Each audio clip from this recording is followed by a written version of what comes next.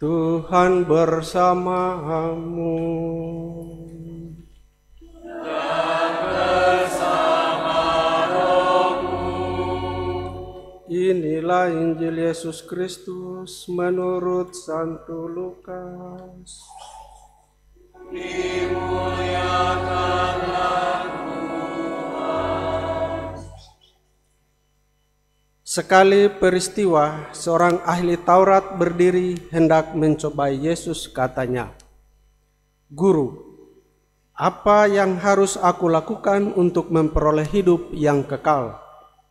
Jawab Yesus kepadanya, "Apa yang tertulis dalam hukum Taurat? Apa yang engkau baca di dalamnya?" Jawab orang itu, "Kasihilah Tuhan Allahmu dengan segenap hatimu, dan dengan segenap jiwamu, dengan segenap kekuatanmu, dengan segenap akal budimu, dan kasihilah sesamamu manusia seperti dirimu sendiri." Kata Yesus kepadanya, "Jawabmu itu benar. Lakukanlah demikian, maka engkau akan hidup." Untuk membenarkan dirinya, orang itu berkata lagi kepada Yesus, "Tetapi siapakah sesamaku manusia?" Jawab Yesus, "Ada seorang yang turun dari Yerusalem ke Yeriko. Ia jatuh ke tangan penyamun-penyamun yang bukan saja merampoknya habis-habisan, tetapi juga memukulnya, dan sesudah itu pergi meninggalkannya setengah mati. Kebetulan ada seorang imam turun melalui jalan itu. Ia melihat orang itu, tetapi ia terus berjalan. Demikian juga seorang Lewi datang ke tempat itu. Ketika melihat orang itu, ia pun melewatinya. Lalu datanglah ke tempat itu seorang Samaria yang sedang dalam perjalanan. Ketika ia melihat orang itu, tergeraklah hatinya oleh belas kasihan. Ia pergi kepadanya lalu membalut luka-lukanya, sesudah menyiraminya dengan minyak dan anggur. Kemudian ia menaikkan orang itu ke atas keledai tunggangannya sendiri, lalu membawanya ke tempat penginapan dan merawatnya. Keesokan harinya ia menyerahkan 2 dinar kepada pemilik penginapan itu, katanya, "Rawatlah dia, dan jika kau belanjakan lebih dari ini, aku akan menggantinya waktu aku kembali." Menurut pendapatmu, siapakah di antara ketiga orang ini adalah sesama manusia dari orang yang jatuh ke tangan penyamun itu? Jawab ahli Taurat itu, "Orang yang telah menunjukkan belas kasihan kepadanya." Kata Yesus kepadanya, "Pergilah dan lakukanlah demikian." Demikianlah Injil Tuhan. Terpujilah Kristus.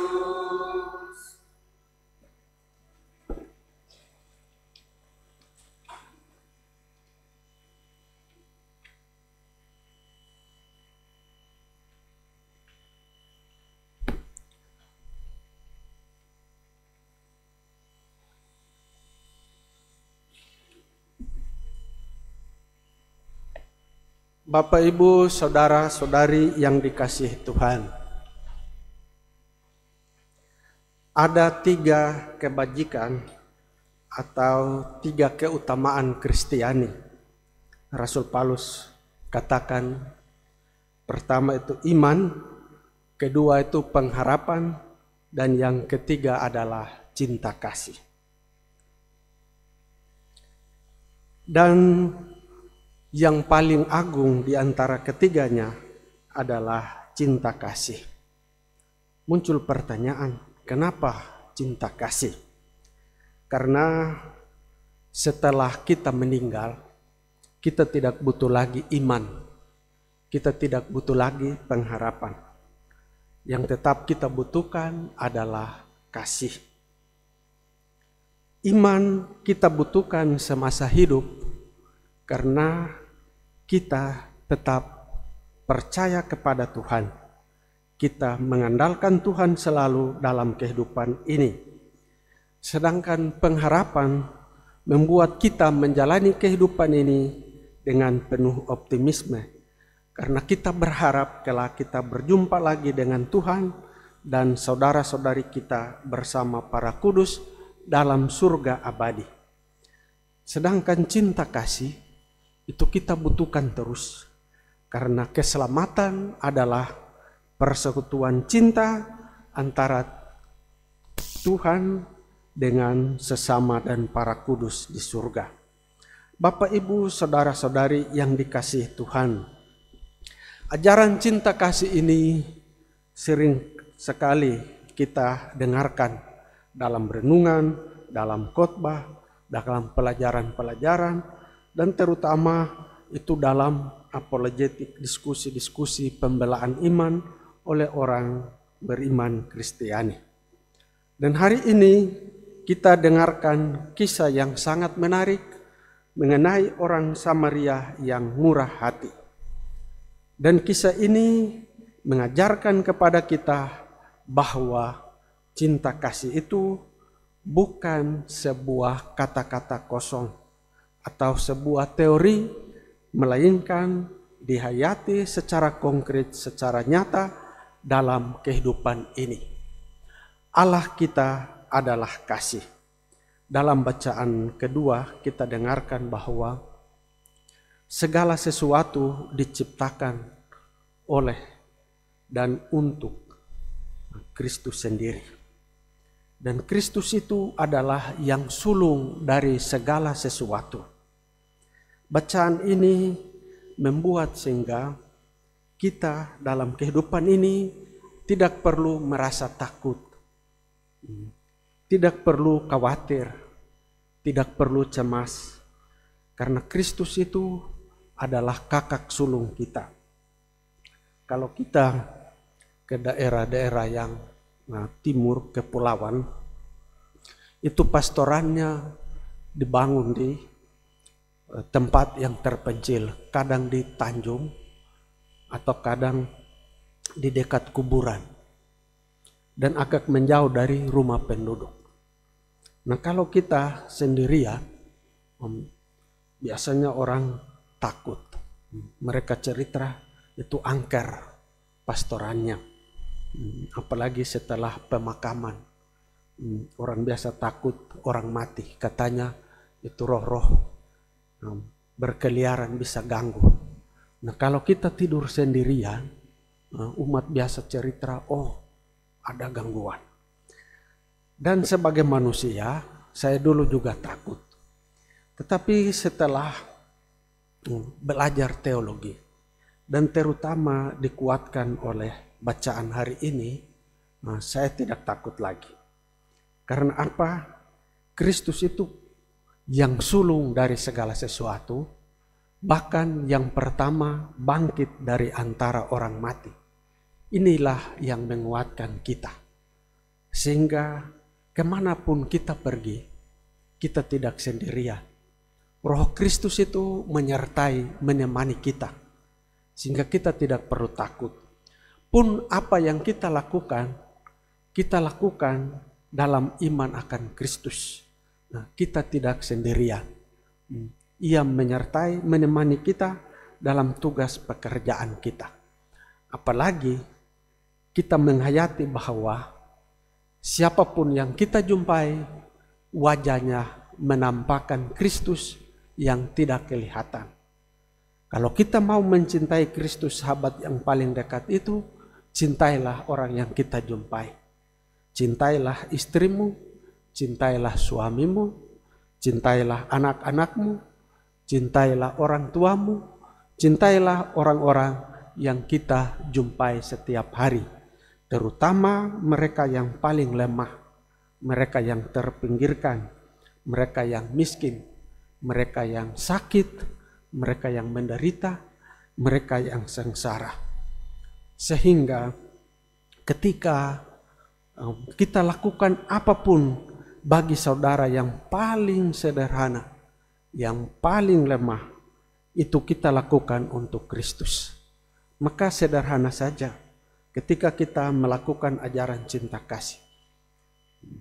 Ketika istri sakit, lalu kita beli obat. Sakit gigi, cari obat sakit gigi. Ketika suami lapar, istri masak, memberi makan, menyuapinya kalau tidak bisa makan sendiri. Biasanya awal-awal menikah itu kan masih hangat cinta kasih. Tetapi selama-lama ya pasti suami marah kalau istri minta disuapi. Nah, demikian pula ketika kebutuhan anak kita penuhi. Nah, itu sama dengan kita lakukan untuk Tuhan Yesus. Hal yang sama juga ketika orang tua butuh bantuan kita dan kita lakukan itu sama dengan kita lakukan untuk Tuhan Yesus. Sehingga kata-kata kitab suci, cintailah Tuhan Allahmu dengan segenap akal budimu, dengan segenap jiwamu, dengan segenap tenagamu, itu bukan kata-kata kosong. Nah, apalagi ketika dalam suasana perang, jadi orang Yahudi, orang Israel itu mereka memang mau perang itu presisi. Tetapi kalau yang menjadi sasaran itu ada penduduk sipil, ya pasti kena. Mereka tidak akan perang membabi buta saja. Tapi kalau ada misalnya rudal dari gedung yang bagi mereka itu harus disasar dan ada penduduk sipil, konsekuensi pasti akan jadi korban. Tetapi sebelum itu mereka akan kirim berita. Mereka tahu itu nomor-nomor telepon gedung itu. Hai penduduk sipil, keluarlah dari situ.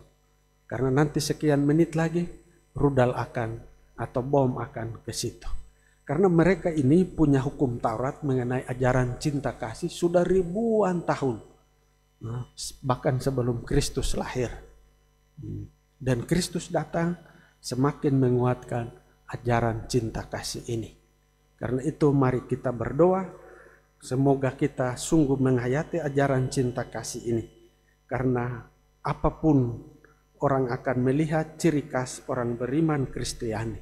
Lihatlah mereka ini orang Kristen karena apa? Karena mereka saling mencintai dan mereka juga mencintai sesama tanpa membeda-bedakan suku, tanpa membedakan agama, tanpa membedakan ras, golongan. Karena Kristus sendiri telah menunjukkan teladan cinta kasih itu dengan wafat untuk keselamatan kita. Mari kita bangkit berdiri, kita ungkapkan iman kepercayaan kita